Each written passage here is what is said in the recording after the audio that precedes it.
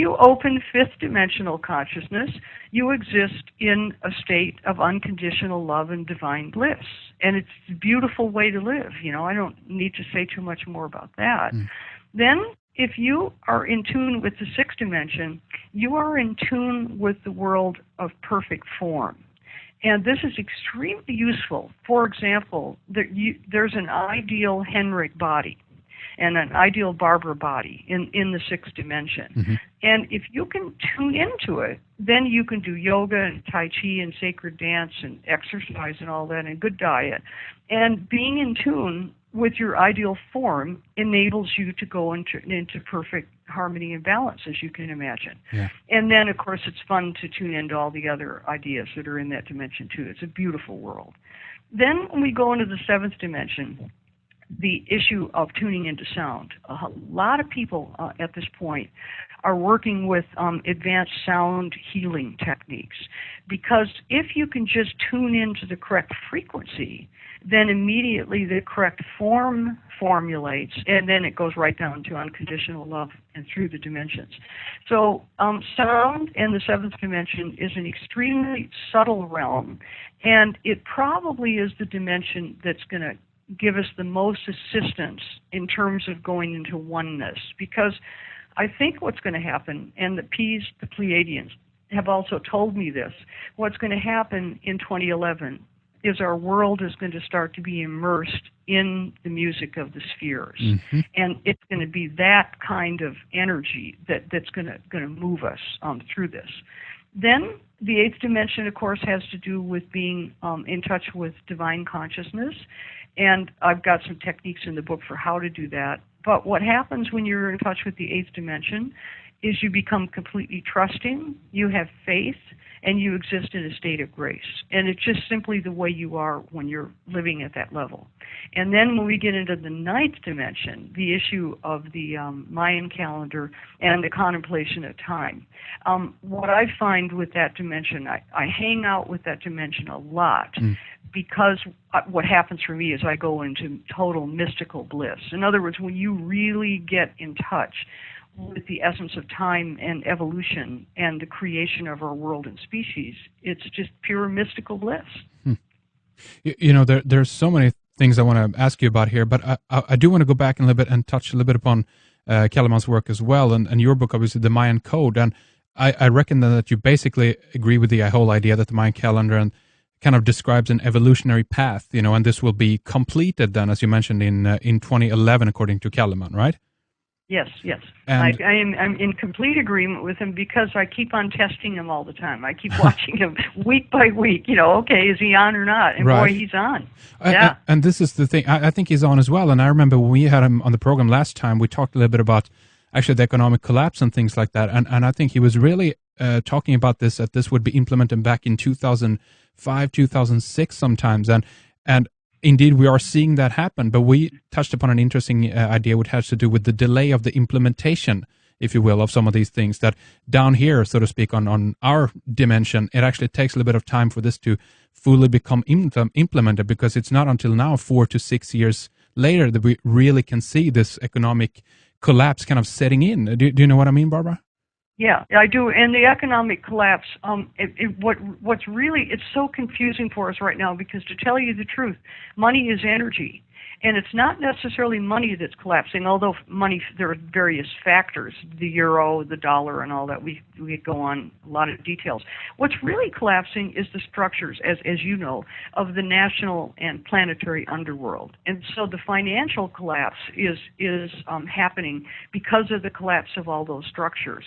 And I think people do better if you just keep on focusing on letting that collapse happen, because right. things have to change at that level. We all know. I mean, look at the latest oil disaster. We all know that it can't continue to be this way.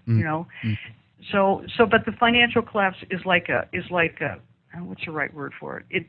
It's a factor that comes about as a result of the collapse of the planetary and national underworld structures. Right. That kind of connects a little bit, I guess, with the fourth dimension as well. Then, in that sense, the collective mind, and it's maybe a reflection over the ideas that things are changing and shaking up. Because also, I believe that the financial system is based on a kind of a false value system, and the time, hopefully, for that kind of false system is to go away in that sense, right? Yes, and the reason I brought up the Pope earlier is that when you really get into an analysis of world finance, ultimately everything leads back to the Vatican.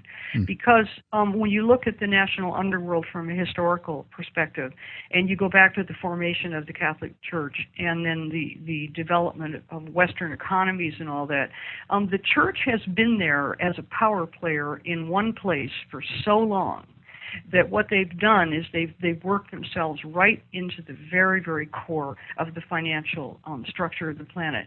So when we speak about the Pope, I think we need to add that as an element, as well as the issue of patriarchal abuse and sexual abuse and stuff like that. And I'll just say one more thing about it regarding the fourth dimension. The biggest control factor in the fourth dimension is the world religions.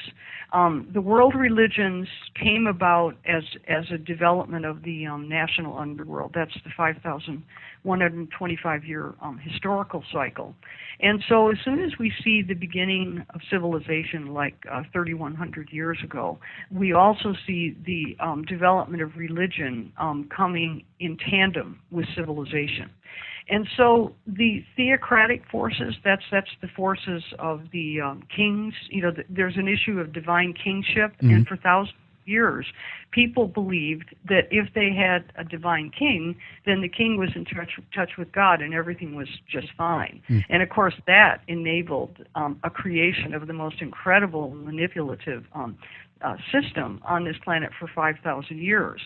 And so I think probably that the collapse of religion is actually the key to everything in the fourth dimension, because religion is the most potent control factor in that dimension. You follow me? Yeah. So I'm working there right now. I almost got a PhD in patristics, which is early church studies, but I decided not to do it. I got a master's in theology, but then I stopped there because I knew that I would get so angry with all of the teachers that I would never be able to get through the program. But what I was looking for was the keys to how they got this program in place in the first place, back 1,500 years ago. And so I really think what we're doing right now is we're actually dismantling that program. And it's not about everybody understanding theology and knowing about papal politics and all that kind of stuff, because very few people understand it. All it takes is people just realizing they don't believe anymore. And when people in Germany are faced with the just outrageous levels of abuse that obviously the Vatican was deeply involved in, a lot of people are just walking out of the church. And that's all it's going to take to collapse the program. So, I mean, do you think then that all of this goes hand in hand in that sense, in terms of where we're going leading up to 2011 as well? I guess I want to go back to that idea. If there's a delay in the implementation of the changing energies, if you will, do you still think that 2011 kind of will be the date, or will it come later on our level of this? Yeah, this is such an interesting question. And so, I channeled this information back in 1995, and it's the only thing I've ever channeled, and I'm not going to channel anything more, I hope, because it's very hard to do that. But the Pleiadians said back in 1995 that all 9 dimensions would open at the end of the Mayan calendar.